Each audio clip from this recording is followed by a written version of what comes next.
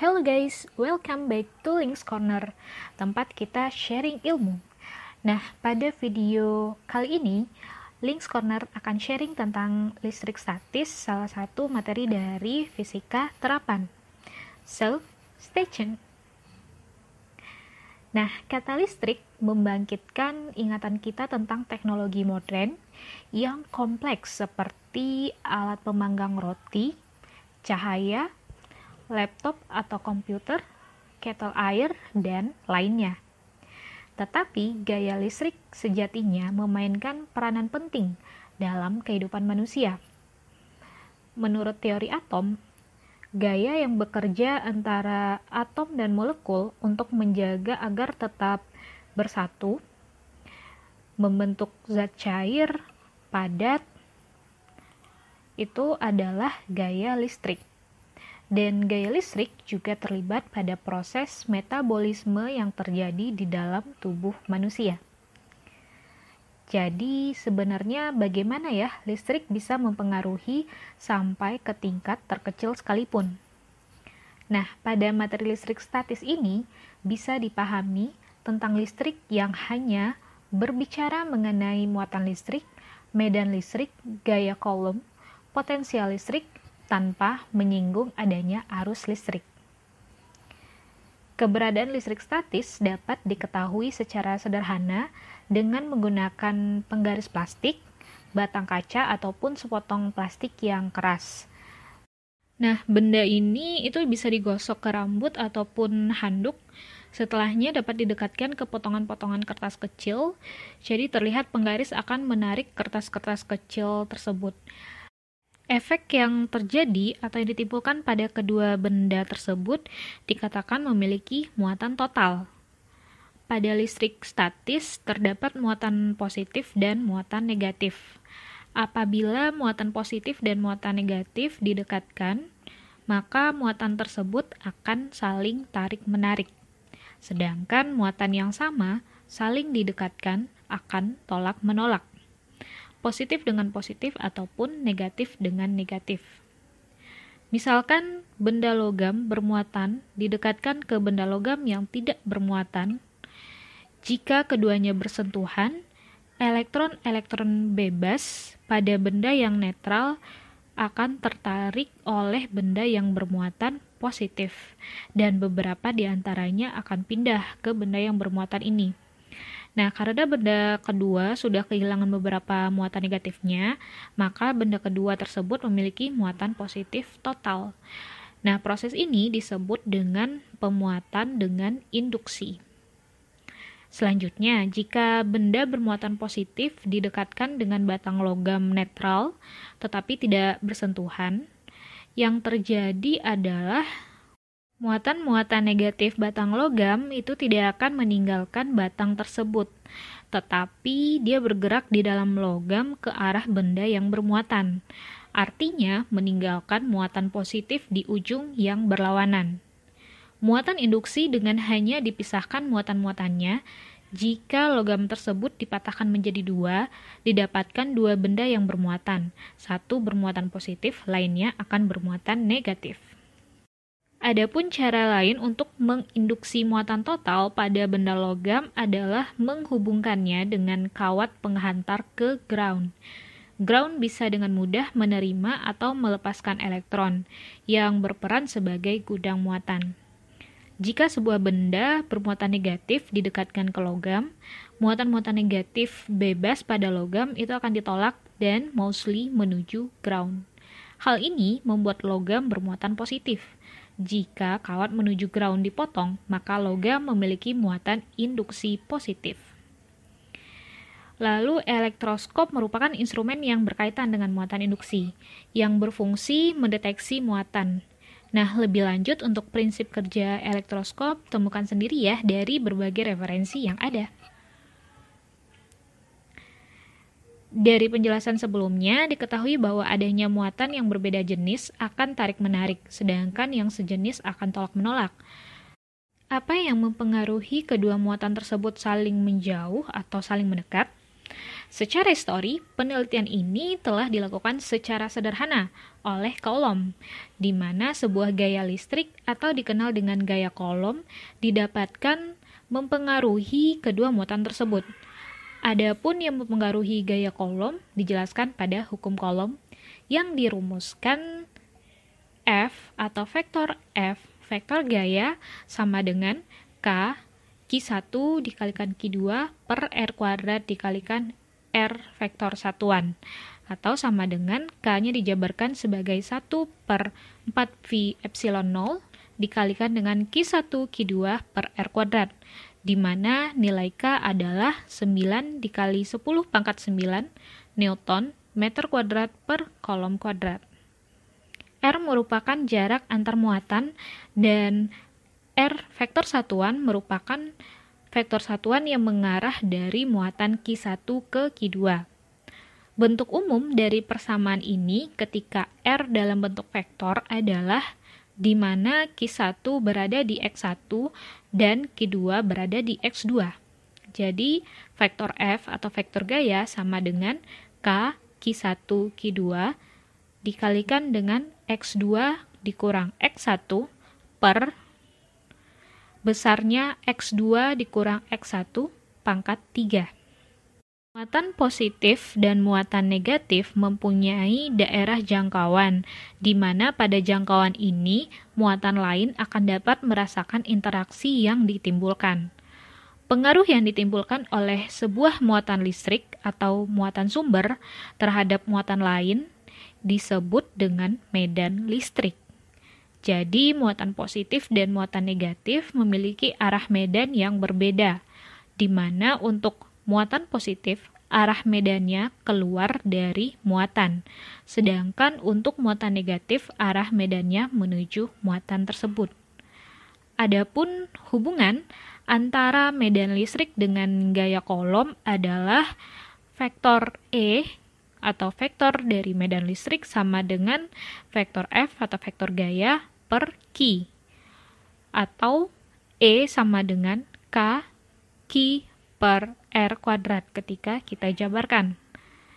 Sedangkan secara general, medan pada posisi X yang berasal dari muatan Q1 pada posisi X1 adalah vektor E atau vektor medan listrik sama dengan K Q dikalikan dengan X kurang X1 per besarnya X dikurang X1 pangkat 3, di mana X dan X1 ini merupakan vektor.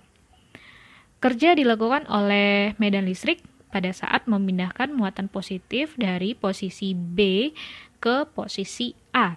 Hal ini terjadi karena adanya perbedaan energi potensial listrik. Untuk menerapkan hukum kekekalan energi pada proses tersebut, perlu didefinisikan perubahan energi potensial listrik.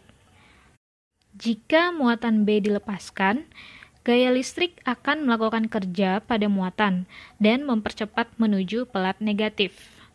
Energi kinetik partikel bermuatan akan bertambah seiring dengan menurunnya besar energi potensial. Sehingga pada muatan A memiliki potensial listrik dengan besarnya VA sama dengan energi potensial A per Q. Dan untuk beda potensial antara titik B dan A adalah VBA sama dengan VB dikurang VA. Atau ini sama dengan WBA per Q. Satuan potensial listrik dan beda potensial adalah Joule per Coulomb atau sama dengan volt. Karena potensial listrik didefinisikan sebagai energi potensial per satuan muatan, maka perubahan energi potensial muatan Q ketika berpindah di antara dua titik A dan B adalah EPB dikurang EPA sama dengan Q per VBA. Atau potensial listrik yang hanya disebabkan oleh muatan titik disimpulkan sebagai V sama dengan K dikalikan Q per R. Efek distribusi muatan dapat dideskripsikan dengan medan listrik ataupun potensial listrik.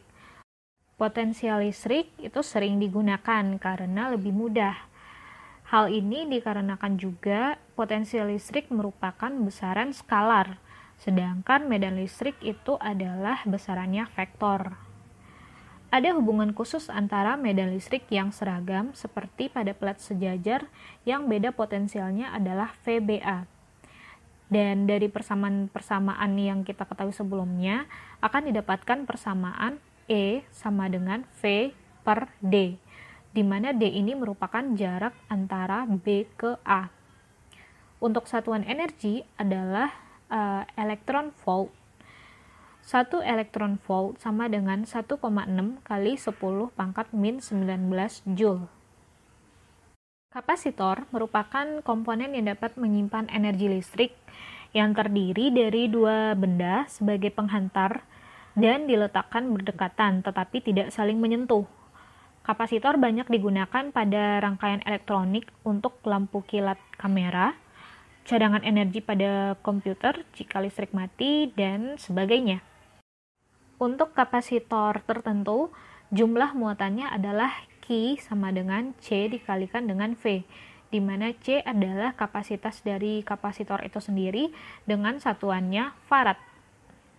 Untuk kapasitor pelat sejajar memiliki luas A masing-masingnya yang dipisahkan oleh jarak D yang berisi udara, maka kapasitansi dari kapasitor tersebut adalah C sama dengan epsilon 0 dikalikan dengan A per D. Sebagian besar kapasitor memiliki lembar isolator seperti plastik atau kertas dan bisa juga yang lainnya. Penggunaan isolator pada celah di antara dua pelat pada kapasitor dinamakan dengan dielektrik. Tujuan pemasangan dari dielektrik ini karena tegangan yang lebih tinggi dapat diberikan pada suatu sistem tanpa adanya muatan yang melewati ruang antar pelat. Walaupun dielektrik ini tidak secepat udara, dielektrik akan terputus, yaitu muatan tiba-tiba mulai mengalir melaluinya ketika tegangan cukup tinggi. Dan dielektrik juga memungkinkan pelat diletakkan lebih dekat satu sama lain tanpa bersentuhan, sehingga memungkinkan akan tingginya nilai kapasitansi karena jarak antar pelat lebih kecil. Secara eksperimental, ditemukan bahwa jika dielektrik memenuhi ruang antara kedua konduktor tersebut, kapasitansi akan naik sebesar faktor K yang dikenal sebagai konstanta dielektrik. Maka untuk kapasitor pelat sejajar, nilai C-nya sama dengan K dikalikan dengan epsilon 0 dikalikan dengan A per D. Dan persamaan ini juga bisa dituliskan sebagai C sama dengan epsilon dikalikan A per D, di mana nilai epsilon sama dengan K dikalikan epsilon 0, yang merupakan permitivitas dari bahan isolator yang digunakan. Sebuah kapasitor yang bermuatan menyimpan energi listrik. Energi yang tersimpan pada kapasitor tersebut akan sama dengan kerja yang dilakukan untuk memuatinya. Efek total pemuatan kapasitor adalah memindahkan muatan dari satu pelat dan menambahkannya ke pelat yang lain. Inilah yang dikerjakan oleh baterai ketika dihubungkan ke kapasitor. Jadi, kapasitor tidak langsung menjadi bermuatan karena diperlukan waktu beberapa saat. Dan energi pada suatu penyimpanan di kapasitor dikenal dengan U, dan energi ini sama dengan 1/2 dikalikan Q dikalikan dengan V, di mana V adalah beda potensial antara pelat-pelat, dan Q adalah muatan pada setiap pelat. Karena Q sama dengan C dikalikan dengan V, kita juga dapat menuliskan hubungan energi sama dengan 1/2 C dikalikan dengan V kuadrat, atau sama dengan juga 1/2 dikalikan Q kuadrat per C.